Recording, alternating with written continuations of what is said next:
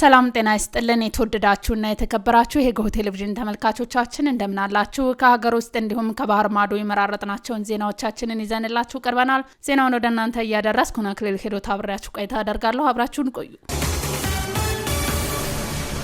በቅድሚያም ፕሬዝዳንት ታዬ አጽቀሥላሴ ለኢትዮጵያ ቀይ መስቀል ማህበረሰብ አባላት ምስጋና አቅርበዋል። ሰብአዊነትን እናጽና በሚል መሪ ሀሳብ በዓለም አቀፍ ደረጃ ለ78ኛ በኢትዮጵያ ደግሞ ለ67ኛ ጊዜ ዓለም አቀፍ ቀይ መስቀልና ቀይ ጨረቃ ቀን አስበዋል። ዕለቱን አስመልክቶ ፕሬዝዳንት ታዬ አጽቀሥላሴ ባስተላለፉት መልእክት የኢትዮጵያ ቀይ መስቀል ማህበር ለሚያከናውናቸው ተግባራት አስተዋጽኦ እያበረከቱ ለሚገኙ አካላት ምስጋና አቅርበዋል። በመልእክታቸውም ለኢትዮጵያ ቀይ መስቀል ማህበረሰብ አጋር አካላት፣ አባላት፣ በጎ ፈቃደኞችና ሰራተኞች ልባዊ ምስጋናቸውን እንዲያቀርቡ የፕሬዝዳንት ጽሕፈት ቤት መረጃ አመላክቷል። በመልእክታቸውም ለኢትዮጵያ ቀይ መስቀል ማህበረሰብ አጋር አካላት፣ አባላት፣ በጎ ፈቃደኞችና ሰራተኞች ልባዊ ምስጋናቸውን እንዳቀረቡ የፕሬዝዳንት ጽሕፈት ቤት መረጃ አመላክቷል። ዓለም አቀፍ የቀይ መስቀልና ቀይ ጨረቃ ቀን በሀገር አቀፍ ደረጃ በአዳማ ከተማ የኢትዮጵያ ቀይ መስቀል ማህበር ስራ አስፈጻሚዎች፣ ሰራተኞች፣ በጎ ፈቃደኞችና የአጋር አካላት ተወካዮችን ጨምሮ ሌሎች ጥሪ የተደረገላቸው እንግዶች በተገኙበት በተለያዩ ዝግጅቶች ታስቧል። በጸጥታ ችግር ምክንያት የነዳጅ አቅርቦት እጥረት መከሰቱን የአማራ ክልል ንግድ ቢሮ ገለጸ።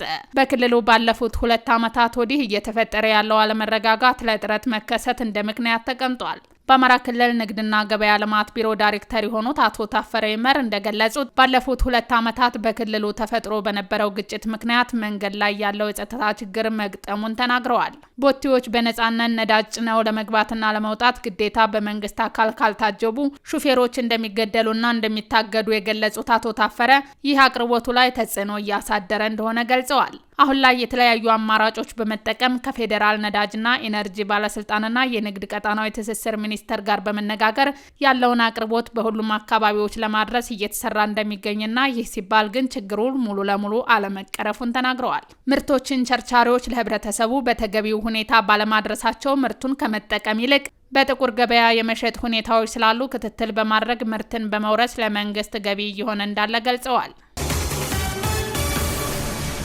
ለዝርዝር ወደ ያዝናቸው ዜናዎቻችን ስናልፍ ኢትዮጵያ የእንስሳት ወጪ ንግድን ለማሳደግ የምታከናውነው ተግባር ውጤት እያመጣ መሆኑን የግብርና ሚኒስትር ዶክተር ግርማ አመንቴ ገለጹ።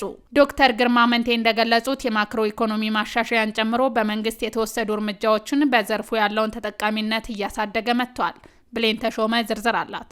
ኢትዮጵያ የእንስሳት ወጪ ንግድን ለማሳደግ የምታከናውነው ተግባር ውጤት እያመጣ መሆኑን የግብርና ሚኒስትር ዶክተር ግርማ አመንቴ ገልጸዋል። ዶክተር ግርማ አመንቴ እንደገለጹት የማይክሮ ኢኮኖሚ ማሻሻያን ጨምሮ በመንግስት የተወሰዱ እርምጃዎች በዘርፉ ያለውን ተጠቃሚነት እያሳደገ መጥቷል ብለዋል። ከዚህ ቀደም የኢትዮጵያ እንስሳቶች በጎረቤት ሀገራት ስም ለውጭ ገበያ የሚቀርቡበት ሁኔታ እንደነበር አስታውሰው በአሁኑ ወቅት የኢትዮጵያ ምርት ለውጭ ገበያ በስፋት ማምረት የተቻለበት እድል መፈጠሩን ገልጸዋል።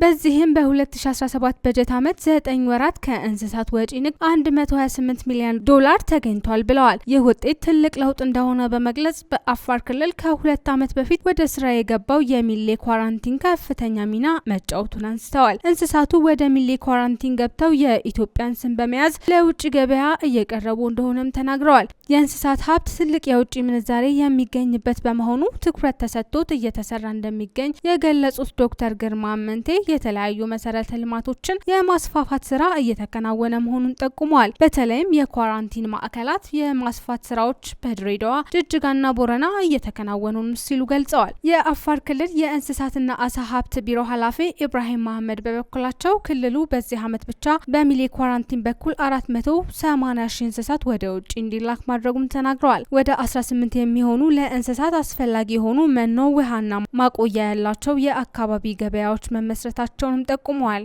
የኢፓስፖርት አገልግሎት በግንቦት ወር ሙሉ ለሙሉ ለማስጀመር ስራ መጠናቀቁ ተገለጸ። የኢሚግሬሽንና ዜግነት አገልግሎት የኢፓስፖርት አገልግሎትን በግንቦት ወር ሙሉ ለሙሉ ለማስጀመር የዝግጅት ስራ መጠናቀቁን አስታውቀዋል። ቁም ነገር ሽፈራው ዝርዝር አላት።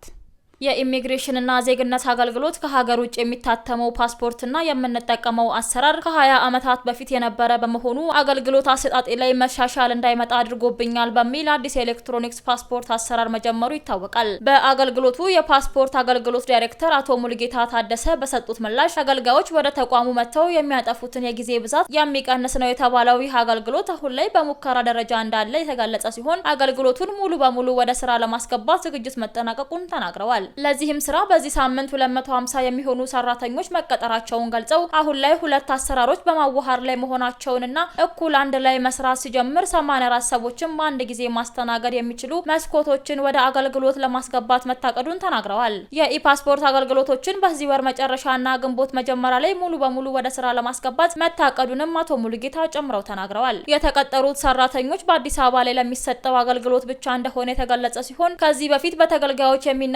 ቅሬታዎችን የሚፈታ ይሆናል ተብሎ እንደሚጠበቅም ተመላክቷል። የኢሚግሬሽን እና ዜግነት አገልግሎት በትላንትናው ዕለት ይፋ ባደረገው መረጃ የአዲስ አስቸኳይ ፓስፖርት አገልግሎት የሚፈልጉ ዜጎች ከግንቦት 4 2017 ዓ.ም ጀምሮ አስፈላጊ ሰነዶችን በመያዝ ጥቁር አንበሳ በሚገኘው መስሪያ ቤት በአካል ተገኝተው መስተናገድ እንደሚችሉ አስታውቋል። የዜጎችን የፋይናንስ እጥረት በሚፈታ መልኩ ከዳሽን ባንክ ጋር በመተባበር የዱቤ አገልግሎት አመቻችቶ ወደ ስራ መግባቱን የፋይል አዲስ ዋና ስራ አስፈጻሚ አስታውቋል። ፋይል አዲስ ላለፉት 4 ዓመታት በአውሮፓ፣ ቱርክ፣ ጣሊያን፣ ካናዳ፣ ሩሲያና በሌሎች በርካታ ሀገራት ለትምህርት፣ ለሕክምና፣ ለጉብኝት ጉዞ ለሚያደርጉ ዜጎች ህጋዊ ሰነዶችን በማዘጋጀት ሲሰራ መቆየቱ ተገልጿል። ተጨማሪ ያለን ፋይል አዲስ ከሚመለከተው የመንግስት መስሪያ ቤት ህጋዊ እውቅና በማግኘት ላለፉት 4 ዓመታት በአውሮፓ፣ ፖላንድ፣ ቱርክ፣ ጣሊያን፣ ካናዳ፣ ሩሲያና በሌሎች በርካታ ሀገራትም ለትምህርት፣ ለሕክምና እንዲሁም ለጉብኝት ጉዞ ለሚያደርጉ ዜጎች ህጋዊ የጉዞ የማማከር አገልግሎት በመስጠት እውቅናን ያተረፈ ተቋም ነው።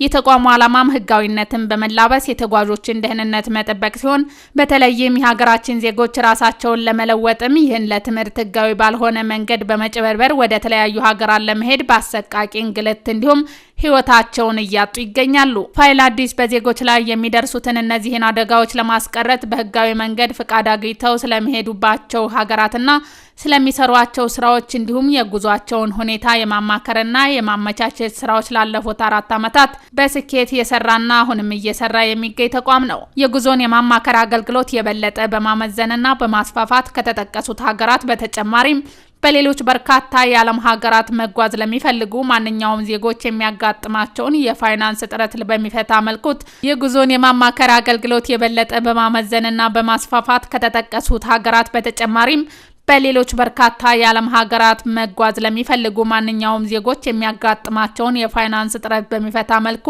ከዳሽን ባንክ ጋር በመተባበር የዱቤ አገልግሎት አመቻችቶ ወደ ስራ ገብቷል። ዳሽን ባንክ በበኩሉ ከድርጅቱ ጋር አጋር በመሆን እንደሚሰራ የዱቤ አገልግሎት ሲሰጥ ማለትም ቲኬት፣ የሆቴል፣ የኢንሹራንስ፣ ቪዛ መሰል ለጉዞ የሚያስፈልጉ ሰነዶች ክፍያ በዳሽን ባንክ በኩል እንዲከፍሉና ክፍያውን እንዲፈጽሙ የዱቤ አገልግሎት በየወሩ የሚፈጽም መሆኑ ተገልጿል። ከውጪ ህንድና ፓኪስታን ለዘላቂ ሰላም በጋራ እንዲሰሩ አሜሪካ አሳሰበች። የአሜሪካ የውጭ ጉዳይ ሚኒስተር ቃል አቀባይ እንደገለጹት አሜሪካ በህንድና ፓኪስታን መሀል የተፈጠረውን ግጭት በቅርበት እየተከታተለች ነው ብለዋል። ቃል አቀባዩ ከሁለቱ ሀገራት መሪዎች ጋር የአሜሪካን ባለስልጣናት ውይይት ማድረጉን ገልጸው ሀገሪቱ በደቡብ ኤሲያ የረጅም ጊዜ ሰላምና ቀጣናዊ መረጋጋትን የሚያስጠብቅ ኃላፊነት የተሞላበት መፍትሄ ለማምጣት እንዲሰሩ ጠይቀዋል።